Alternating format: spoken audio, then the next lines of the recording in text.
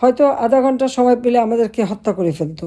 জানি না গ্রেনেড হামলা থেকে আল্লাহ বাঁচিয়েছে, 76 কেজি বোমার হাত থেকে বাঁচিয়েছে, গুলির হাত থেকে বাঁচিয়েছে। এবারও কিভাবে বেঁচে গেলাম এখনও সেটা আমার কাছে অবাক লাগে। কোনো মতে গণভবন থেকে আমরা বেরোতে পেরেছিলাম। ইউনূস ক্ষমতা আসবে, দেশ নাকি খুব উন্নত হবে, অনেকেই সেই ধারণা ছিল। আর দুর্ভাগ্যের বিষয় হলো 1971 সালে মুক্তিযুদ্ধের সাথে অনেকে তুলনা করে 24 সালের কতগুলি অস্ত্রধারী সন্ত্রাসীদের দ্বারা পরিচালিত এবং কুচক্রি দ্বারা যে সমস্ত ঘটনা ঘটানো হয়েছিল এবং নিজেরা হত্যা করে করে দোষগুলি আমাদের উপরে, আওয়ামী লীগ নেতাকর্মীর উপরে।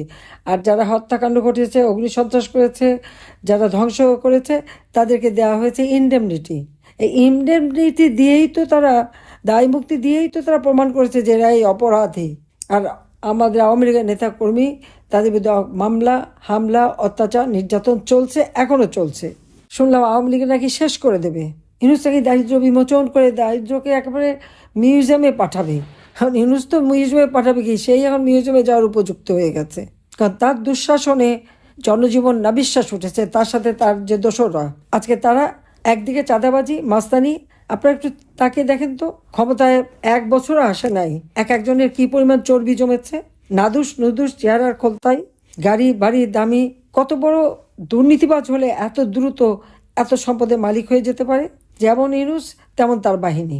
কাজে এই বাহিনীর হাত থেকে দেশকে রক্ষা করতে হলে এখানে আমাদের সকল নেতাকর্মীকে ঐক্যবদ্ধ হতে হবে এবং প্রত্যেকটা এলাকায় আপনাদের ঐক্যবদ্ধ থেকে এই মব বা যাই আসুক তাদের প্রতিরোধ করতে হবে। এই প্রতিরোধ গড়ে তোলাটাই সব থেকে বেশি দরকার। সাহস নিয়ে যদি আপনারা রুখে দাঁড়ান, ওরা কি করবে, কত করবে? তারা পুলিশ হত্যা করেছে, তারা সংখ্যালঘুদের হত্যা করেছে, এমনকি র্যাবের অফিসার হত্যা করেছে, আওয়ামী লীগের অগণিত নেতাকর্মীকে হত্যা করেছে, গুম খুন করেছে। আজকে নদীতে লাশ ভাসে, সেই মমিনের লাশ মিছিল করেছে, সেই জন্য তাকে লাশ হতে হলো। জেলখানার মধ্যে প্রতিনিয়ত নির্যাতন করা হচ্ছে। আমাদের প্রায় 20-25 হাজার ছাত্র আজকে নির্যাতনের শিকার। তাদেরকে সেলের ভিতরে রেখে দেয়, কন্ডেম সেলে রাখে, খাবার দেয় না, চরমভাবে নির্যাতন করে যাচ্ছে। ময়লা পানি ঢেলে দেয় যাতে বসতেও না পারে। মুক্তিযোদ্ধা যারা আজকে তারা কারাবন্দী, তাদের হাতে হ্যান্ডকাপ পরায় কে? অবৈধ ক্ষমতা দখলকারীরা আর যুদ্ধাপরাধীরা। ইউনূস এসে সেই যুদ্ধাপরাধী এবং খুনি, সন্ত্রাসী, তাদের সবাই এবং যারা জঙ্গি, তাদেরকে সব মুক্তি দিয়ে দিয়েছে কারাগার থেকে। আর কারাগার ভরে ফেলেছে আমাদের আওয়ামী লীগ নেতা কর্মীদের দিয়ে। আওয়ামী লীগ ছাড়া এদেশ কে স্বাধীন করতে পারতো? কে স্বাধীন করতো? আর এটা তারা যতই অস্বীকার করুক, কোথাও অস্বীকার করবে? আন্তর্জাতিক সমস্ত দলিলে সেখানে আওয়ামী লীগ এবং বঙ্গবন্ধু শেখ মুজিবের কথাই বলা আছে। প্রত্যেকটা পত্রিকা, 71-এর পত্রিকা যদি কেউ ঘেটে থাকে, দেখবে বঙ্গবন্ধু স্বাধীনতা ঘোষণা দিয়েছেন এবং আওয়ামী লীগ এদেশের স্বাধীনতা এনে দিয়েছে, বঙ্গবন্ধুর নেতৃত্বে এই কথাই থাকবে। কাজে আজকের দিনে আমাদের সবাইকে এই প্রতিজ্ঞা নিতে হবে যে এই পরাজিত শক্তির কাছে আমরা মাথা নত করব না। আমাদের যা কিছু আছে তাই নিয়ে আমরা সকলে ঐক্যবদ্ধ হয়ে, জোটবদ্ধ হয়ে এদেরকে রুখে দাঁড়াবো। একবার আপনারা সকলে শক্তি হয়ে নিয়ে দাঁড়ান, দেখবেন এরা পালাবারও পথ পাবে না। কারণ আমি তো আছি। 15 আগস্ট জাতিপিতাকে হত্যা করেছিল আওয়ামী লীগ দিশাহারা, কিন্তু আজকে আমি বেঁচে আছি বোধহয় আপনাদের জন্য, বাংলার মানুষের জন্য। এবং এই যে অন্যায় অবিচারগুলি হচ্ছে, ইনশাল্লাহ একদিন তার বিচার করা হবে।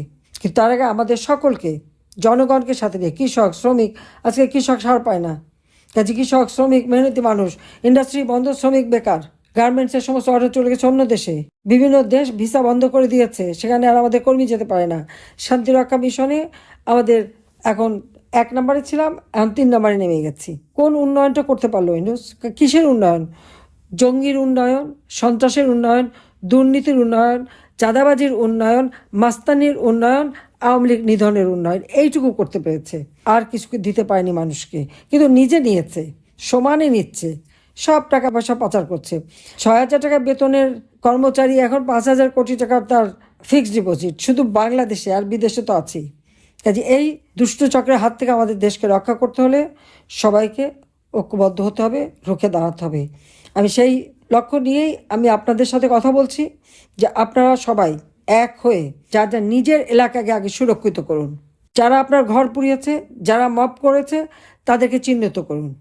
দেখবেন এদের মনে অনেক ভয় আছে, কারণ এত টাকা বানিয়ে ফেলেছে তো এখন সম্পদ রক্ষার ভয়। কাজে এই দুঃশাসনের হাত থেকে দেশকে রক্ষা করার জন্য সকলকে ঐক্যবদ্ধ হয়ে প্রতিরোধ গড়ে তোলার আমি আহ্বান জানাচ্ছি। সবাই ধন্যবাদ। জয় বাংলা, জয় বঙ্গবন্ধু, বাংলাদেশ চিরজীবী হোক।